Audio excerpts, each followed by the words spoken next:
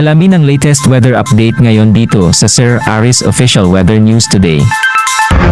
Sa kasalukuyan ay wala tayong minomonitor na bagyo or low pressure area na maaari makaapekto dito sa ating bansa, ngunit ang Intertropical Convergence Zone or ITCZ ay patuloy pa rin magdudulot ng mga pag-ulan dito sa Mindanao, maging sa bahagi na rin ng Visayas at Palawan. So pag-iingat po para sa ating mga kababayan dyan sa banta pa rin ng mga pagbaha at pagguho ng lupa. Samantala, ang easterlies naman ay nakakaapekto pa rin sa nalalabing bahagi ng Luzon kung saan magdadala pa rin ito ng mainit na panahon, lalong-lalo na sa tanghali, at meron pa rin tayong mararanasan ng mga biglaang pagulan, pagkilat at pagkulog. Yung mga regional offices po natin ay napapalabas pa rin ng mga thunderstorm advisories or mga babala ukol sa mga pagulan na ito.